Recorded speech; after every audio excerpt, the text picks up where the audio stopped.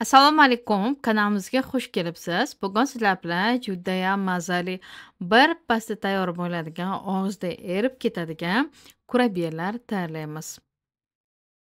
Kanalimizga obuna bo'lmagan bo'lsangiz, obuna bo'lish tugmasini bosib qo'ying.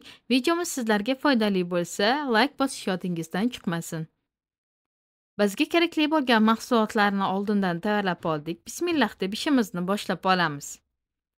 Birinchi bo'lib idishimizga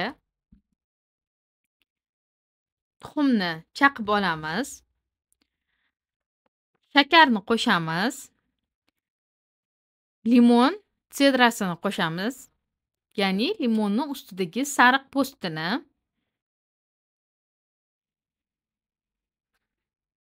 Limon suvi qo'shamiz va venchik yordamida aralashtiramiz. Limon sedrasi va limon suvini qo'shmaydigan bo'lsangiz, o'rniga vanilin qo'shishingiz mumkin ta'bga qarab. O'simlik yog'i qo'shamiz va yana venchik yordamida aralashtirib olamiz.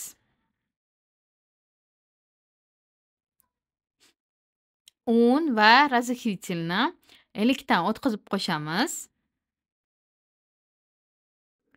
Men odatda Turon unidan foydalanaman.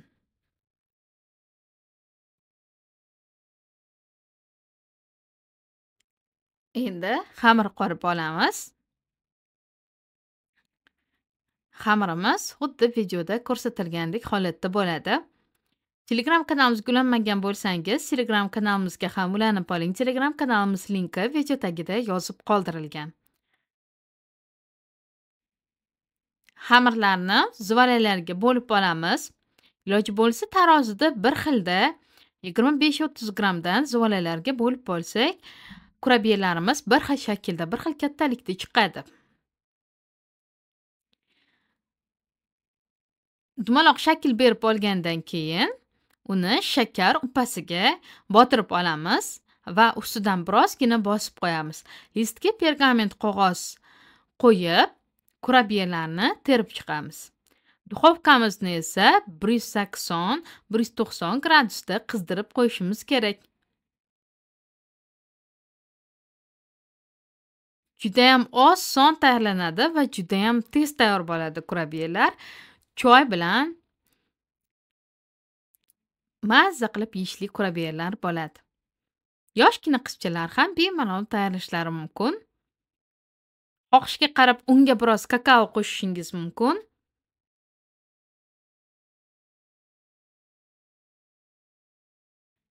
Bunda shokoladli kurabiya bo'ladi. 180 gradusda qizdirilgan duxovkada 15 daqiqa davomida kurabiyalarni pishirib olamiz. Kurabiyalarni juda ham ko'p duxovkada ushlash tavsiya etilmaydi, chunki qotib qolishi mumkin. Juda ham chiroyli va juda ham mazali bo'lgan kurabiyalar tayyor bo'ldi. Albatta shu retsept asosida tayyorlab ko'ring. Videomiz yoqqan bo'lsa, like bosish yodingizdan chiqmasin. Izohlarda fikrlaringizni kutib qolamiz. Keyingi videolarimizda ko'rishguncha Allohga omonat bo'ling. Sizlarga cheksiz hurmat bilan Mahfuzaxon Rahimova. Salomat bo'ling.